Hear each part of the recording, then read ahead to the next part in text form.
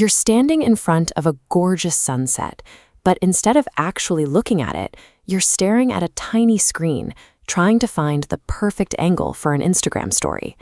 We spend so much energy curating a digital display of our lives that we often fail to actually live them.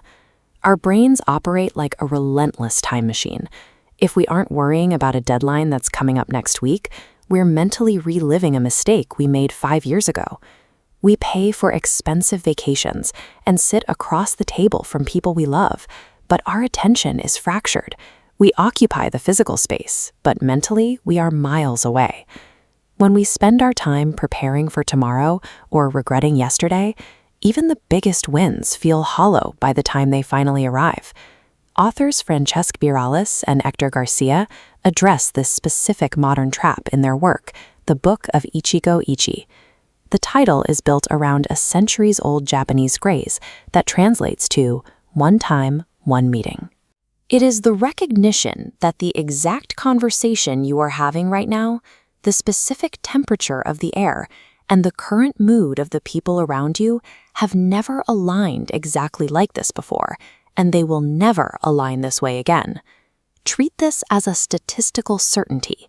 The exact combination of your current thoughts, the light in the room, and the people beside you will never repeat. Every moment is a unique configuration of variables that time immediately discards. Every spring, millions of people travel to Japan to witness the cherry blossoms. They don't do this because the flowers are permanent, but specifically because they are fleeting.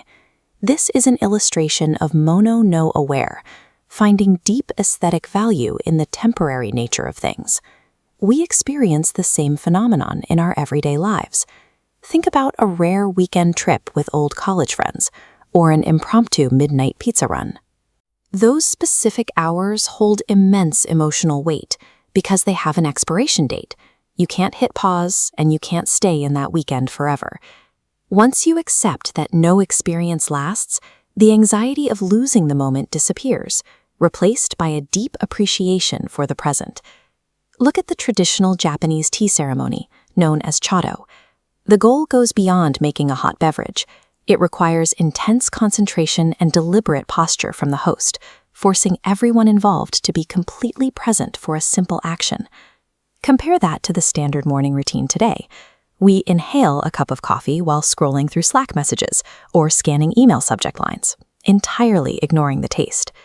The authors suggest a simple intervention. Take a basic routine, like making your morning coffee, and turn it into a 5-minute ritual. Leave your phone in the other room. Focus on the smell of the grounds, and actually taste the first sip. Applying undivided attention to a single, ordinary task strips away the morning panic and creates a calm, focused anchor for the rest of your day. You might be familiar with another Japanese concept called Ikigai, which refers to your deep life purpose or primary passion. This diagram shows what happens when your overarching purpose, your Ikigai, intersects with your presence in the moment, Ichigo Ichie. Your brain enters a flow state where external noise and future anxieties simply drop away. To consistently reach and protect that state, Miralles and García argue for regular periods of digital fasting. In practice, this means putting your phone in a completely different room during dinner. If it's physically out of reach, you have no choice but to make eye contact and actively listen to the person across from you. Meaningful connection and deep focus require you to actively sacrifice the digital safety nets that constantly pull your attention away. Live in the moment is probably the most repeated piece of advice on the internet. But when you apply the absolute finality of Ichigo Ichie, the knowledge that this exact second is dying as you live it, that advice becomes remarkably difficult and deeply serious. This pairs with wabi-sabi, a philosophy built on finding value in things that are imperfect, asymmetrical, or aging. Look at the extreme care the gardener is applying to the twisted, uneven branches of this pine tree. You don't need a flawless aesthetic or massive bank account to validate your life right now. The rough edges and the setbacks are part of the specific moment you are currently living. Letting go of past failures and accepting current flaws clears out mental clutter. It creates the open space required to notice the good things happening around you.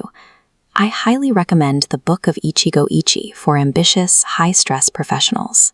If your brain is constantly racing and you struggle to shut down at night, this philosophy acts as a highly effective circuit breaker. If you're looking for a rigid, step-by-step optimization system, something closer to James Clear's Atomic Habits, you should probably skip this. The approach here is much more philosophical than mechanical.